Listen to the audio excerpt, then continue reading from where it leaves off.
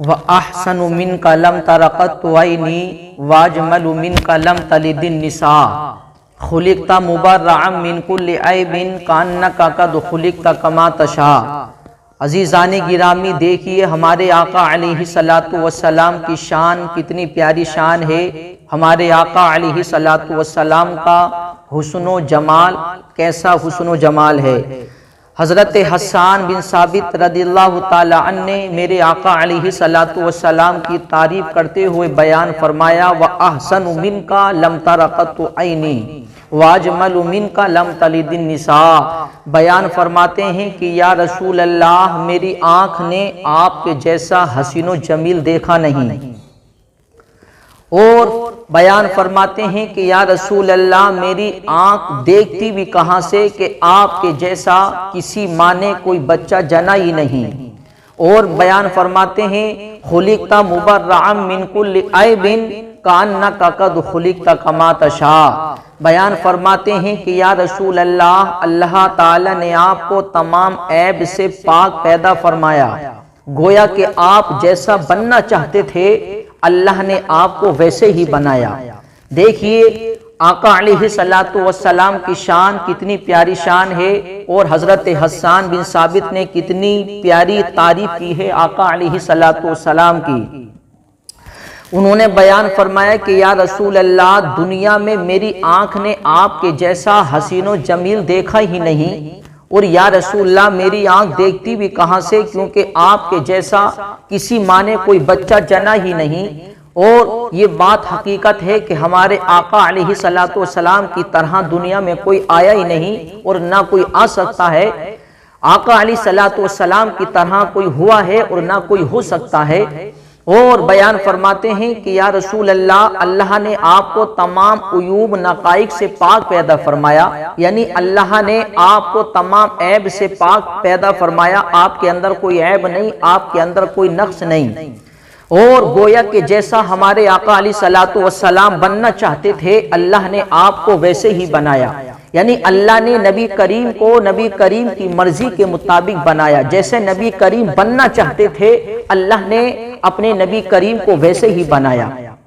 دنیا بنائی اللہ رب العزت نے، دنیا کے اندر اللہ رب العزت نے انسانوں کو بنایا، لیکن اللہ نے کسی کو کسی کی مرضی کے مطابق نہیں بنایا، بلکہ اللہ نے سب کو اپنی مرضی کے مطابق بنایا۔ لیکن نبی کریم کو اللہ رب العزت نے نبی کریم جیسا بننا چاہتے تھے اللہ نے ویسے ہی بنایا۔ عزیزان گرامی، اللہ نے پوری کائنات کو بنایا، لفظ کن کہہ کے بنایا، آسمان کو بنایا، لفظ کن کہہ کے بنایا، اللہ نے زمین کو بنایا، لفظ کن کہہ کے بنایا، اللہ نے فرشتوں کو بنایا تو لفظ کن کہہ کے بنایا، اللہ نے شجر و حجر کو بنایا تو لفظ کن کہہ کے بنایا، اللہ نے چرند پرند کو بنایا تو لفظ کن کہہ کے بنایا، اللہ رب العزت نے تمام چیز کو بنایا تو لفظ کن کہہ کے بنایا۔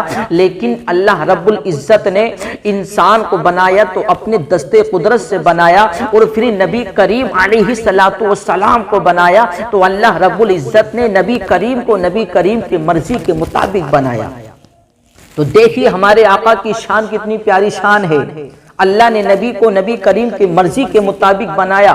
اب اللہ نے ارشاد فرمایا، اے میرے محبوب بتاؤ میں تمہارے ہاتھوں کو کیسا بناؤں؟ تو نبی کریم نے عرض کی، رب کائنات میرے ہاتھوں میں اتنی طاقت عطا فرمانا، میرے ہاتھوں میں اتنی پاور عطا فرمانا، اگر میں اپنا ہاتھ کسی غریب پر رکھ دوں اس کی غریبی دور ہو جائے، اگر میں اپنا ہاتھ کسی یتیم پر رکھ دوں اس کی یتیمی دور ہو جائے، اگر میں اپنا ہاتھ کسی پریشان حال پر رکھ دوں اس کی پریشانی دور ہو جائے۔ تو اللہ رب العزت نے ارشاد فرمایا، اے میرے محبوب جاؤ، میں نے تمہارے ہاتھوں کو ایسے ہی بنا دیا۔ اس کی منظر کشی بریلی کے امام نے یوں بیان فرمائی ہے کہ ہاتھ جس سمت اٹھا تو غنی کر دیا، ہاتھ جس سمت اٹھا تو غنی کر دیا، موجے بحر سخاوت پہ لاکھوں سلام۔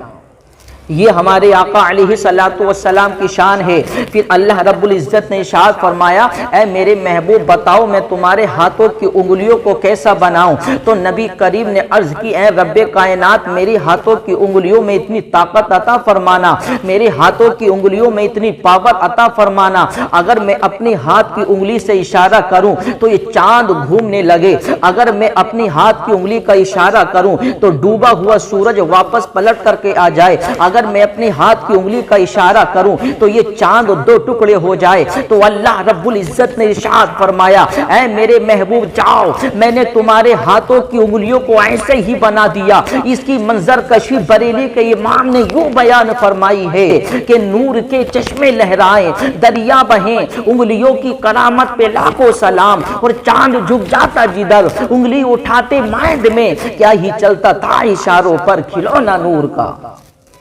یہ ہمارے آقا کی شان۔ پھر اللہ رب العزت نے ارشاد فرمایا اے میرے محبوب بتاؤ میں تمہاری آنکھوں کو کیسا بناؤں؟ تو نبی کریم نے عرض اے رب کائنات میری آنکھوں میں اتنی پاور عطا فرمانا، اگر میں اشارہ کروں تو غریب کی غریبی دور ہو جائے، اگر میں اپنی آنکھ کا اشارہ کروں تو غیر ہو وہ میری طرف آ جائے، اگر میں اپنی آنکھ کا اشارہ کروں اے رب کائنات میری آنکھوں میں اتنی پاور عطا فرمانا، اگر میں کسی یتیم پر ڈالوں اس کی یتیمی دور ہو جائے، اگر کسی پریشان حال پر ڈالوں اس کی پریشانی دور ہو جائے، اگر کسی غیر پر ڈالوں تو وہ میرا ہو جائے۔ تو اللہ رب العزت نے ارشاد فرمایا اے میرے محبوب جاؤ، میں نے تمہاری آنکھوں کو ایسے ہی بنا دیا۔ اس کی منظر کشی بریلی کے امام نے یوں بیان فرمائی ہے کہ جس طرف اٹھ گئی دم میں دم آ گیا، جس طرف اٹھ گئی دم میں دم آ گیا، اس نگاہ عنایت پہ لاکھوں سلام۔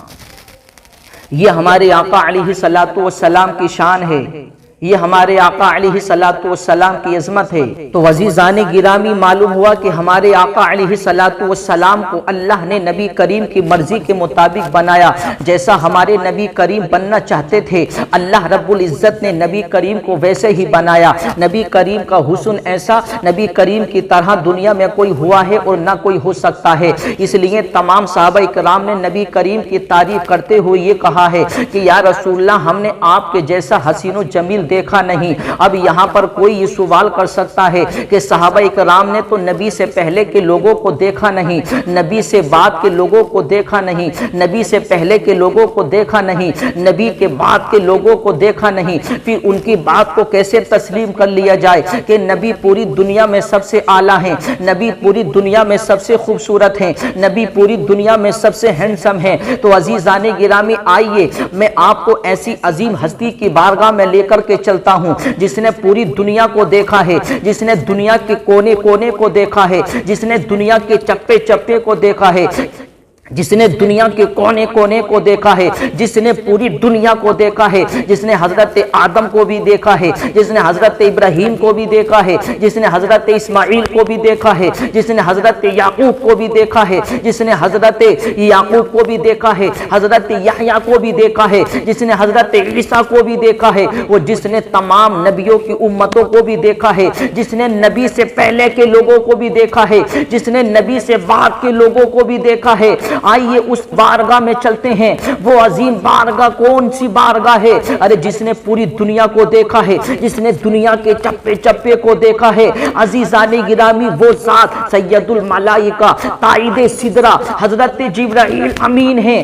آئیے ہم ان سے پوچھتے ہیں اے جبرائیل امین بتائیے آپ نے پوری دنیا کو دیکھا ہے، آپ نے دنیا کے کونے کونے کو دیکھا ہے، آپ نے پوری دنیا کو دیکھا ہے کہ آپ نے نبی سے زیادہ کسی کو خوبصورت دیکھا، کہ آپ نے نبی سے زیادہ کسی کو ہینڈسم دیکھا؟ تو حضرت جبرائیل امین بھی پکار اٹھتے ہیں قلبت الارض مشارقها ومغاربها فلم ارى مثل محمد صلی اللہ علیہ وسلم۔ حضرت جبرائیل کہتے ہیں کہ میں نے مشارق کو مغارب کو الٹ پلٹ کر دیکھا ہے مگر مصطفیٰ کریم کے جیسا کسی کو نہیں پایا ہے۔ یہی بولے سدرا بالے چمنے جہاں کے تھالے، میں نے سبھی چھان ڈالے تیرے پائے کا نہ پایا، تجھے یک نے یک بنایا، تجھے حمد ہے خدایا، تجھے حمد ہے خدایا۔ تو دیکھیے عزیزان گرامی یہ آقا علیہ الصلوۃ والسلام کی شان کہ نبی کی طرح کوئی ہوا ہے اور نہ کوئی ہو سکتا۔ تمام صحابہ کرام کی انجمن لگی ہوئی ہے، तमाम साहबा کرام بیٹھے ہوئے ہیں, حضرت ابو بکر صدیق بھی بیٹھے ہوئے ہیں. حضرت ابو بکر صدیق نے نبی کے حسن و جمال کو دیکھا, نبی کریم کے چہرے مبارک کو دیکھا اور دیکھنے کے بعد تعریف کرنی شروع کر دی.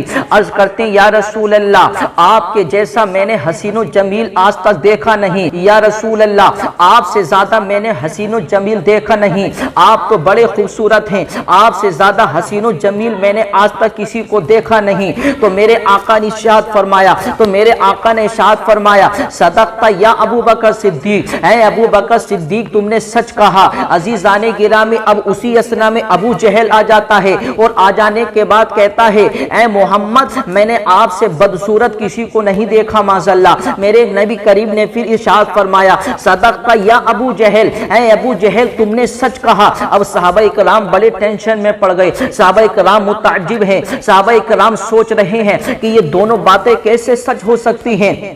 حضرت ابو بکر صدیق نے کہا کہ آپ سے زیادہ میں نے خوبصورت کسی کو نہیں دیکھا, تب بھی آپ نے صدقہ کہا. ابو جہل نے کہا کہ آپ سے زیادہ میں نے بدصورت کسی کو نہیں دیکھا, تب بھی آپ نے صدقہ کہا. تو یہ دونوں باتیں کیسے سچ ہو سکتی ہیں؟ صحابہ کرام عرض کرتے ہیں یا رسول اللہ ہمارے ذہن تھوڑے الجھے ہوئے ہیں, یہ دونوں باتیں کیسے سچ ہو سکتی ہیں؟ آپ نے دونوں کی باتوں پہ صدقہ کہا. یا رسول اللہ اس بات کو صاف کر دیا جائے, یا رسول اللہ اس کی وضاحت کر دی جائے, یہ دونوں باتیں کیسے سچ ہو سکتی ہیں؟ تو میرے آقا نے ارشاد فرمایا اے میرے صحابہ کرام سنو, ابو بکر صدیق خوبصورت ہیں تو میں انہیں خوبصورت نظر آیا, اور ابو جہل بدصورت ہے تو میں اسے بدصورت نظر آیا, کیونکہ میرے آقا نے ارشاد فرمایا اے میرے صحابہ کرام سنو, میں مثل آئینہ ہوں, یعنی میں آئینے کی طرح ہوں, اور آئینے میں جو جیسا ہوتا ہے اسے ویسا ہی نظر آتا ہے. اگر اس کے چہرے پہ داغ ہیں تو داغ نظر آئیں گے, اگر اس کے چہرے پہ دھبے ہیں تو دھبے نظر آئیں گے, اگر اس کے چہرے پہ چیچک کے داغ ہیں تو چیچک کے داغ نظر آئیں گے. یعنی اس کا چہرہ جیسا ہے ویسے ہی آئینے میں نظر آئے گا. تو میرے آقا نے ارشاد فرمایا اے میرے صحابہ میں مثل آئینہ ہوں, یعنی میں آئینے کی طرح ہوں, اور آئینے میں جو جیسا ہوتا ہے اسے ویسا ہی نظر آتا ہے. تو ابو بکر صدیق خوبصورت ہیں تو میں انہیں خوبصورت نظر آیا, اور ابو جہل بدصورت ہے تو میں اسے بدصورت نظر آیا. اس لیے میں مثل آئینہ ہوں, دکھاؤں گا داغ چہرے کے, جسے خراب لگے وہ سامنے سے ہٹ جائے.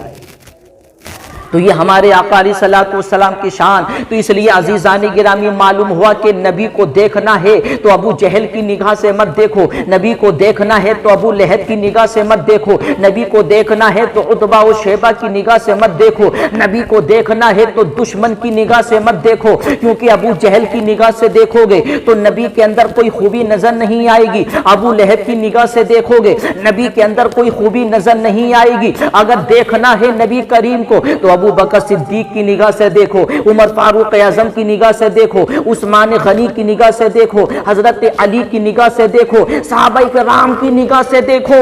اگر صحابہ کرام کی نگاہ سے دیکھو گے تو نبی کریم تمہیں خوبصورت بھی نظر آئیں گے, اور نبی کریم کے اندر تمہیں تمام اوصاف بھی نظر آئیں گے. اور ابو جہل کی نگاہ سے دیکھو گے تو نبی کے اندر تمہیں خامیاں نظر آئیں گی. اس لیے معلوم ہوا کہ نبی کو دیکھنا ہے تو دشمن کی نگاہ سے نہیں بلکہ محبت کی نگاہ سے دیکھو. اگر محبت کی نگاہ سے دیکھو گے تو نبی کے اندر تمہیں خوبصورتی اور تمہیں جمال نظر آئے گا.